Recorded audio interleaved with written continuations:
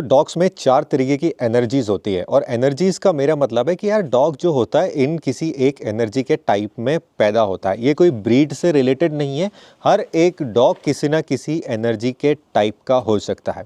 Hi, this is Sunny Luthra और मैं पिछले 10 सालों से लगभग 10 सालों से लोगों को सिखा रहा हूँ कि एक प्रोएक्टिव और कॉन्फिडेंट डॉग पेरेंट कैसे बनाएं। और आज के वीडियो में हम एनर्जी के बारे में बात करने वाले हैं क्योंकि इसको समझना बहुत ज़्यादा ज़रूरी है अगर आप चाहते हैं कि आपका डॉग मेंटली स्टेबल रहे। कौन कौन सी तरीके की एनर्जी है? एक एनर्जी का स्पेक्ट्रम है। वो स्पेक्ट्रम को हम 4 कैटेगरीज में डिवाइड करते हैं, लो, मीडियम, हाई और हाइपर। इस स्पेक्ट्रम के बीच में कहीं ना कहीं डॉग पैदा होता है। जब उसकी एज बढ़ रही होती है तो वो ये शिफ्ट भी होता रहता है, लेकिन शुरुआत के 3, 4, 5, 6 साल तक वो इसी स्पेक्ट्रम के किसी एक बिंदु पर अपना ट्रैवल चालू रखता है। सपोज़ करो कि आपके पास, और ये मैं कभी एनर्जी की बात करता हूँ तो डॉग पेरेंट्स की तरफ से ये सवाल ज़रूर आता है कि ये वाली ब्रीड का डॉग कौन सी एनर्जी का है, ये वाली ब्रीड का कौन सी एनर्जी का है। ये ब्रीड से रिलेटेड नहीं है।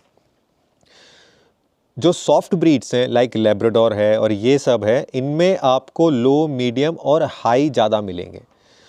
जो पावरफुल ब्रीड है लाइक जर्मन शेफर्ड है, रॉटवाइलर है, बेल्जियन मैलिनॉइस है, उसमें आपको मीडियम, हाई और हाइपर ज़्यादा मिलेंगे, है ना। इस तरीके से होता है, लेकिन कोई भी डॉग किसी भी स्पेक्ट्रम के किसी भी पॉइंट में पैदा हो सकता है एनर्जी के। लो है, मीडियम है, हाई है और हाइपर है। अगर आपके पास एक लो एनर्जी का डॉग है, इसका मतलब क्या हुआ एनर्जी का?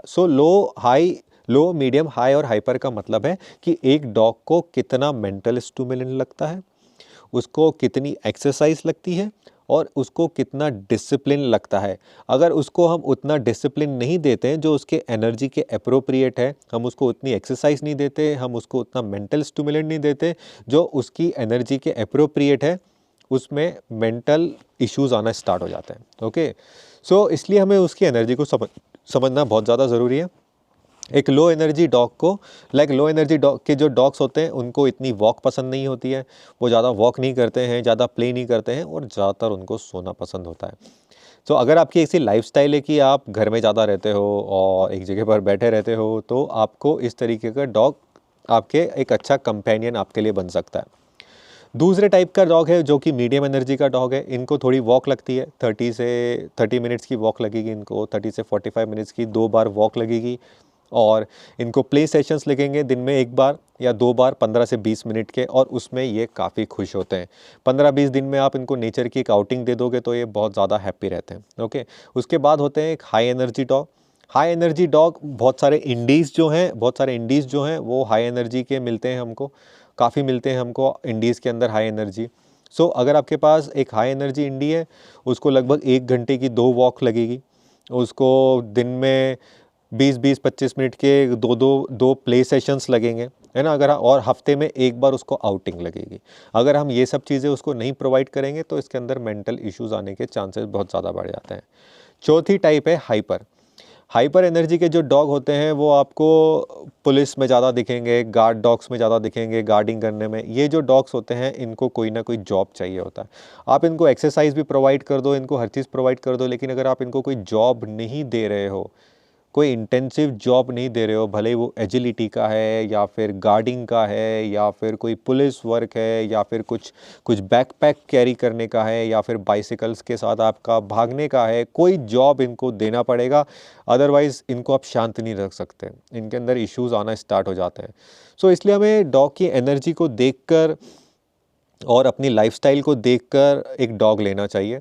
अगर आपकी ये लाइफस्टाइल लो एक्टिविटी वाली है और अगर आप एक हाई एक्टिविटी का डॉग ले आओगे तो आपको बहुत ज़्यादा दिक्कत होगी, है ना। उसी तरीके से अगर आप एक हाई एक्टिविटी वाले हो और आप एक लो एक्टिविटी का डॉग ले आओगे तो भी आप उससे कनेक्ट नहीं हो पाओगे। आपकी क्या एनर्जी, अगर आप एक मीडियम एनर्जी वाले पर्सन हैं और आप एक हाई एनर्जी वाले डॉग लेकर आओगे तो आपको अपने आप को पुश करना पड़ेगा, आपको एक हाई एनर्जी के उसमें जाना पड़ेगा। ओके, इस तरीके से हमें, अगर हम अपने आप को पुश कर सकते हैं तो आप ऐसा डॉग लेकर आ सकते हो, लेकिन पुश करना बहुत मुश्किल हो जाता है। इसलिए जब भी आप डॉग लो, सिंपैथी से नहीं लेना, इमोशंस में आके नहीं लेना, इम्पल्स में आके नहीं लेना। ये 10 से 15 साल का कमिटमेंट है, तो आपको सोच समझ के लेना है ना, आपको सोच समझ के लेना है।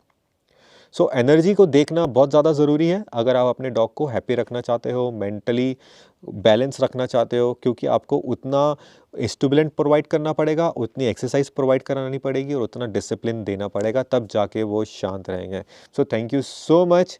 प्लीज़ मुझे कमेंट्स में बताइएगा आपको ये एपिसोड कैसा लगा, और सब्सक्राइब करना, लाइक करना बिल्कुल ना भूलें अगर आपको ये पसंद आया है तो। So thank you so much. मैं ऐसे वीडियोस डालता रहूँगा और आपके साथ जो भी मेरी नॉलेज है हेल्थ की, बिहेवियर की, वो मैं आपके साथ शेयर करता रहूँगा, क्योंकि मैं चाहता हूँ कि आप भी हैप्पी रहें, आपका डॉग भी हैप्पी और हेल्दी रहे, और आपको एक अमेजिंग कंपेनियनशिप मिले। सो प्लीज़ मुझे कमेंट में अपना फीडबैक दीजिएगा। Thank you.